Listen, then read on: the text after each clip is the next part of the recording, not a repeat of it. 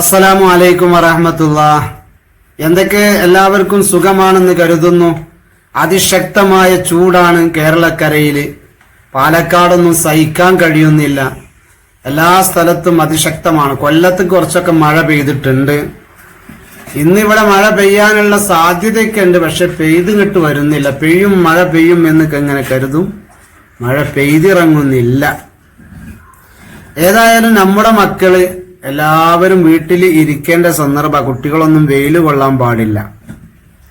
അതുകൊണ്ട് തന്നെ നമ്മുടെ മക്കള് എല്ലാവരും മൊബൈൽ ഫോണുമേലാണ്. അരമണിക്കൂർ പോലും സ്മാർട്ട് ഫോൺ ഇല്ലാതെ ജീവിക്കാൻ അസാധ്യമാണെന്ന് നമ്മുടെ മക്കൾക്ക്.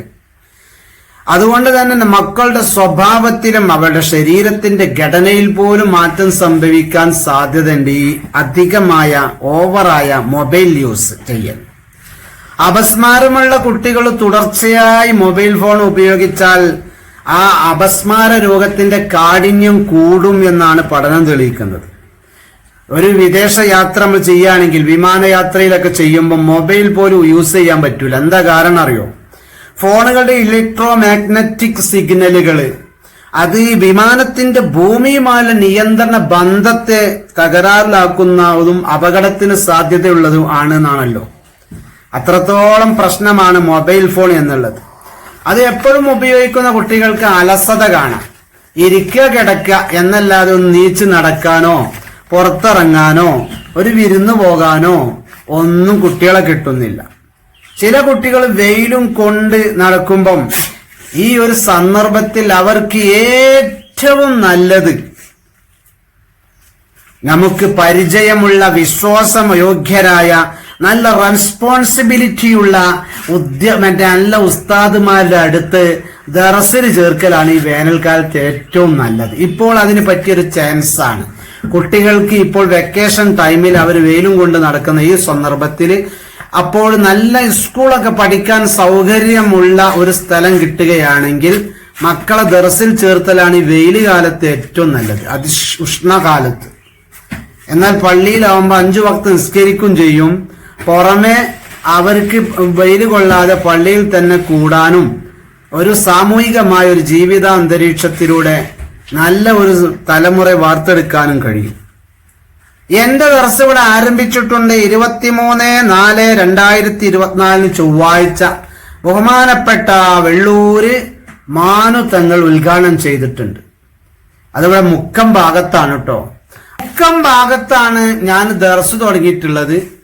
ഇൻഷാ അല്ലാഹ് ഈ കുട്ടികൾക്ക് ദർസ് പഠനത്തോടൊപ്പം ഭൗതികമായ ഒരു വിദ്യാഭ്യാസം നൽകാൻ വേണ്ടി നമ്മൾ വളരെയധികം ശ്രദ്ധിക്കുന്നുണ്ട്. മാത്രമല്ല അതിനുള്ള സെറ്റപ്പും സംവിധാനങ്ങളൊക്കെ ഇവിടുത്തെ മാനേജ്മെന്റ് കമ്മിറ്റി ഒരുക്കിയിട്ടുണ്ട്.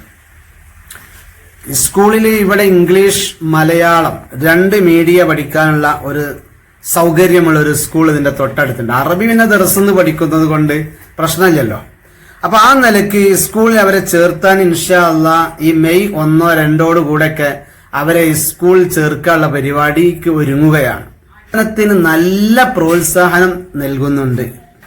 ട്യൂഷൻ ഫീസ്, അതേ പ്രകാരം തന്നെ സ്കൂൾ രജിസ്ട്രേഷൻ ഫീസ്, ഇതൊക്കെ പൂർണ്ണമായും സൗജന്യമായിട്ട് എല്ലാം ഫ്രീ ആയിട്ട്, computer lab, library, NSS, scout, guides, red cross, little kites, health club, basket ball, shuttle, അതേപ്രകാരം ആയോധന കലകൾ, കരാട്ട, കുംഫു, ഇതൊക്കെ പഠിക്കാനുള്ള സൗകര്യമുള്ള നല്ലൊരു സ്കൂള് എന്റെ ദർസിന്റെ തൊട്ടടുത്തുണ്ട് കേട്ടോ. കുട്ടികൾക്ക് അത് പരിശീലിപ്പിക്കാൻ, തൈക്കോണ്ട പോലത്തതൊക്കെ പരിശീലിപ്പിക്കാൻ, അതിനൊക്കെ പ്രത്യേക സ്പോർട്സ് കോംപ്ലക്സുകൾ തന്നെ ഇവിടെ നിർമ്മിച്ചിട്ടുണ്ട്. ചുരുക്കി പറഞ്ഞാൽ എല്ലാം ഫ്രീ ആയിട്ട് അവർക്ക് പഠിക്കാൻ പറ്റിയ നല്ലൊരു സെറ്റപ്പാണ് ഈ ഒരു ദർസിന്റെ പരിസരത്തുള്ള സ്കൂള്. അതുകൊണ്ട് തന്നെ നല്ല നിലയിൽ മത ഭൗതിക സമന്വയ വിദ്യാഭ്യാസത്തിലൂടെ നമ്മളെ മക്കളെ വളർത്തി ഉയർത്തി കൊണ്ടുവരണം എന്ന ഉദ്ദേശമാണ് ഉള്ളത്. അല്ലാഹു തആല വിജയിപ്പിച്ച് അനുഗ്രഹിച്ച് തരട്ടെ. നിങ്ങളൊക്കെ പ്രാർത്ഥന ഉണ്ടാവും. പാണ്ടിക്കാട് അടുത്തുനിന്നാണ് ഇവിടെ വരുന്നത്. അതിന്റെ മുമ്പ് മാവൂരടുത്തായിരുന്നു. അവിടേക്കുള്ള മഹല്ലത്തുകളിൽ ഞാൻ ജോലി ചെയ്യുമ്പം നാട്ടിലുള്ള കുട്ടികൾക്ക് പ്രത്യേക ദർസ് അവർക്കുണ്ടാക്കും. ആ കുട്ടികളൊക്കെ ഇശാ മഗ്‌രിബിനിടയിൽ പള്ളിയിൽ ഇങ്ങനെ വന്ന് അവര് ഉസ്താദിന്റെ മുന്നിലിരുന്ന് ഖുർആൻ പഠിക്കുന്നു, ഫിഖ് കർമ്മശാസ്ത്രം പഠിക്കുന്നു. അങ്ങനെ അത്യാവശ്യമായത് കൂടുതലൊന്നും പഠിപ്പിക്കല്ല. കുട്ടികൾക്ക് അത്തഹിയാത്ത്, മയ്യത്ത് നിസ്കാരം, മയ്യത്ത് കുളി, നിസ്കാരത്തിന്റെ ഷർത്തും ഫർളുകളും, നോമ്പ്, നോമ്പിന്റെ ഫർള്, അങ്ങനെ കുറച്ച് കാര്യങ്ങളൊക്കെ ഉണ്ടല്ലോ, കുളി, അതേ പ്രകാരമുള്ള ചില അത്യാവശ്യമായ പഠനങ്ങൾ മാത്രം അവരെ പഠിപ്പിച്ച് അത്യാവശ്യം ഖുർആനൊക്കെ ഓതാൻ പഠിപ്പിക്കുന്ന ഒരു പഠനം. അല്ലാതെ കൂടുതൽ നമുക്ക് ക്ലാസ് എടുത്തിട്ട് കാര്യമില്ല.